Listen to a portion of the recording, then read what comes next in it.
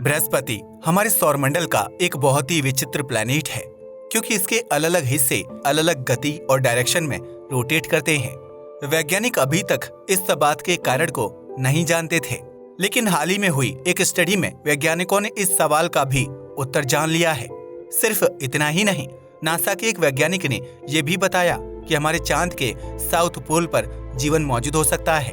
अगर ऐसा सच है तो यह हम इंसानों के लिए एक बहुत ही चौंकाने वाली बात होगी। आखिर वह जीव दिखते कैसे होंगे और वह चांद पर आए कहां से होंगे?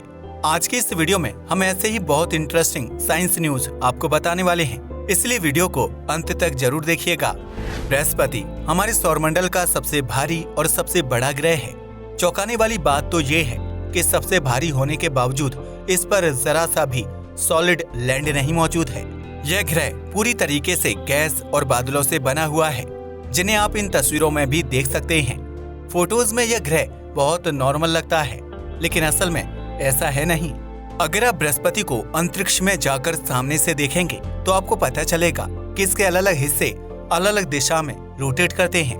वैज्ञानिक कई सालों से ये जानने की कोशिश कर रहे हैं कि आखिर बृहस्पति ग्रह के साथ ऐसा क्यों है, और उन्हें अब इस सवाल का जवाब मिल चुका है। बृहस्पति ग्रह पर भेजे गए जूनो मिशन ने एक और नई डिस्कवरी करके वैज्ञानिकों की एक बहुत बड़ी दिक्कत को सुलझा दिया है। बृहस्पति ग्रह के अंदर बहुत विशाल बादल रोटेट किया करते हैं।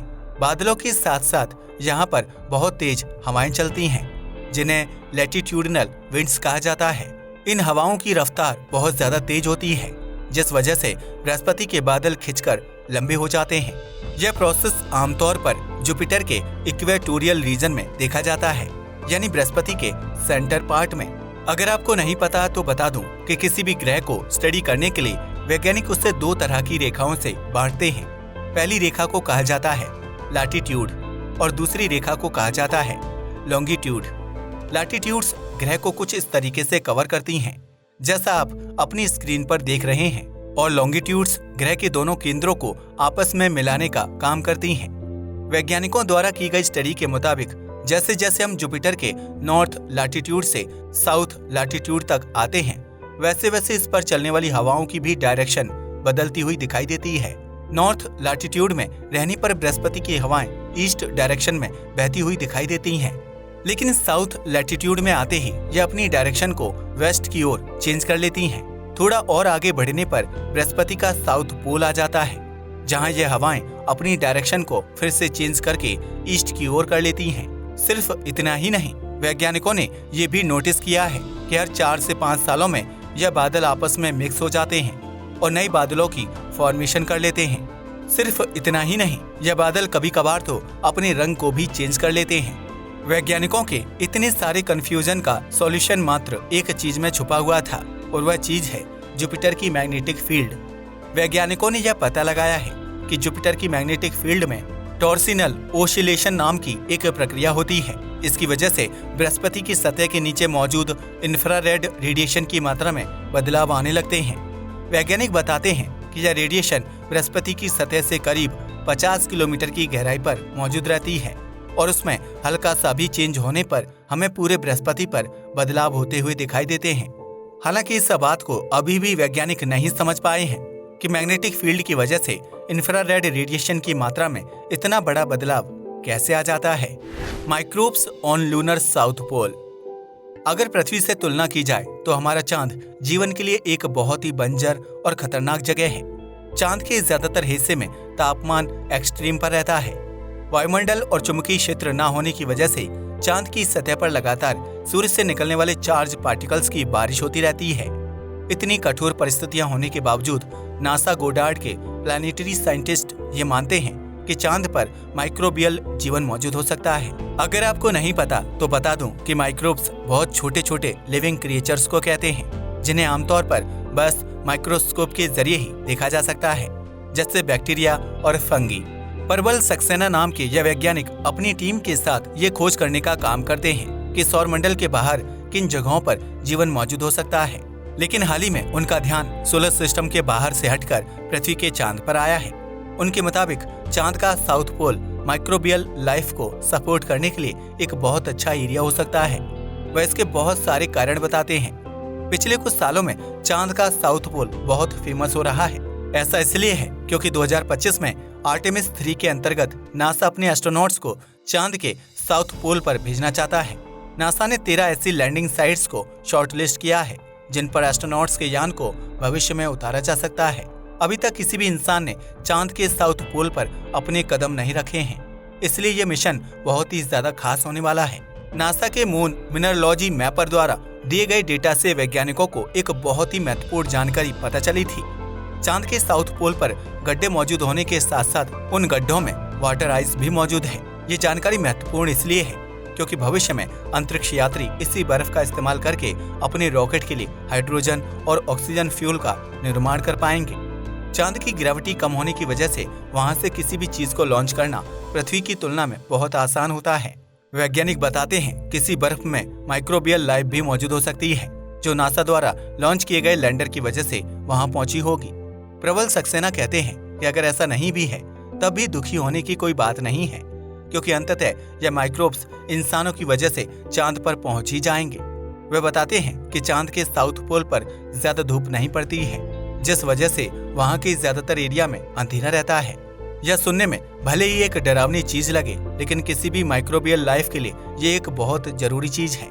सनलाइट न पहुंचने का मतलब है कि उन इलाकों में सूर्य के चार्ज्ड पार्टिकल्स भी नहीं पहुंचेंगे जो उन माइक्रोब्स को जिंदा रखने के लिए एक जरूरी चीज है। वैज्ञानिक अपने शोध में कई बार यह देख चुके हैं कि माइक्रोब्स किन्हीं और जीवों के मुकाबले ज्यादा एडेप्टिव होते हैं, यानी उन्हें छोटी छोटी चीजें ज्यादा असर नहीं करती। एक शोध में वैज्ञानिकों ने यह पाया कि डायनोकोकस रेडियोड्यूरेंस नाम का एक माइक्रोब्स ISS से 1 साल तक बाहर रहने के बावजूद बिल्कुल सही सलामत बचा रहा था। टार्डिग्रेड्स नाम के यह माइक्रोब्स भी ऐसे ही एक्सट्रीम कंडीशंस में बचे रहने के लिए बहुत पॉपुलर हैं। अब भले ही फिलहाल हमें चांद पर माइक्रोब्स ना मिले लेकिन 10 साल बाद हम उसकी सतह पर इंसानों को जरूर टहलता हुआ देख पाएंगे। Mysterious planet GJ1214b। हमारे ब्रह्मांड में बहुत अलग अलग तरह के ग्रह मौजूद हैं, लेकिन वैज्ञानिकों द्वारा सालों तक की गई स्टडी में ये पता लगाया गया है कि ब्रह्मांड में सबसे ज्यादा मिनी नेपच्यून टाइप के ग्रह होते हैं। इनका साइज हमारी पृथ्वी से बड़ा होता है लेकिन नेपच्यून ग्रह से छोटा होता है और इसलिए इन्हें मिनी नेपच्यून कहा जाता है। वैज्ञानिकों ने ऐसे एक ग्रह को 2009 में ढूंढा था और तब से आज तक यह सुर्खियों में है। इस ग्रह का नाम है GJ1214b और ये हमारी पृथ्वी से करीब 48 प्रकाश वर्ष की दूरी पर मौजूद है। वैज्ञानिक इस ग्रह के वायुमंडल के ऊपर रिसर्च करना चाहते थे और इसीलिए उन्होंने अपने सबसे पावरफुल टेलीस्कोप को इसकी तरफ पॉइंट कर दिया। जेम्स वेब टेलीस्कोप द्वारा खींची गई तस्वीरों में ये पता लगा कि इस ग्रह के वायुमंडल में एक धुंधली सी लेयर है। वैज्ञानिक ये अंदाजा लगा रहे हैं कि यह लेयर बादलों से बनी हो सकती है। वैज्ञानिक ऐसा कहते हैं कि अगर यह लेयर सच में बादलों की है तो ऐसा भी हो सकता है कि पास्ट में इस ग्रह पर पानी मौजूद था। ये ग्रह अपने तारे का चक्कर बहुत नजदीक से लगाता है, इस वजह से इसका एक साल हमारी पृथ्वी के मात्र 1.6 दिनों के बराबर होता है। यही कारण है कि इस ग्रह पर दिन में 280 डिग्री सेल्सियस का तापमान रहता है, जो किसी भी तरह के जीव जंतु को खत्म करने के लिए काफी है। वैज्ञानिक बताते हैं कि इस ग्रह का वायुमंडल बहुत मोटा है, इस वजह से इसके तारे की सारी गर्मी इस ग्रह के अंदर ही कैद होकर रह जाती है। कुछ ऐसा ही हमारे सौरमंडल में मौजूद शुक्र ग्रह के साथ भी होता है, जिस वजह से वो हमारे सौरमंडल का सबसे गर्म ग्रह भी है। जेम्स वेब टेलीस्कोप में लगे स्पेक्ट्रोमीटर नाम के एक इंस्ट्रूमेंट का इस्तेमाल करते हुए वैज्ञानिकों ने ये पता लगाया कि इस ग्रह के वायुमंडल में भारी मॉलिक्यूल मौजूद हैं, जैसे मीथेन और वाटर। उनके मुताबिक एक समय पर यह ग्रह अपने तारे से बहुत दूर मौजूद रहा होगा, जहां पर इसका तापमान भी बहुत कम रहता होगा। लेकिन तारे के गुरुत्वाकर्षण बल और ग्रह के नॉन स्टेबल ऑर्बिट की वजह से यह ग्रह खिसकते खिसकते अपने तारे के इतना करीब आ गया। वैज्ञानिक बताते हैं कि ऐसा ब्रह्मांड में मौजूद बहुत सारे ग्रहों के साथ होता है और यह प्रोसेस बहुत कॉमन है। अभी भी इस ग्रह को बहुत नजदीक से स्टडी किया जा रहा है ताकि इससे जुड़ी ज्यादा से ज्यादा जानकारी को इकट्ठा किया जा सके। वैज्ञानिक चाहते हैं कि वह इन मिनी नेपच्यून टाइप के ग्रहों को अच्छे से समझ पाएं, क्योंकि हमारी मिल्की वे गैलेक्सी में ऐसे बहुत सारे ग्रह मौजूद हैं। अगर इस ग्रह का तापमान थोड़ा कम होता तो यहाँ पर जीवन मौजूद होने की भी पॉसिबिलिटी हो सकती थी। जैसा कि मैंने आपको पहले ही बताया कि इस ग्रह पर पानी मौजूद है, जो लाइफ को डेवलप कराने के लिए एक बहुत ही इम्पोर्टेंट कंपाउंड होता है। इसके अलावा इस ग्रह के वायुमंडल में मीथेन गैस भी मौजूद है, जो असल में एक हाइड्रोकार्बन है। हाइड्रोकार्बन उन कंपाउंड्स को कहा जाता है जिनमें हाइड्रोजन और कार्बन मौजूद होते हैं।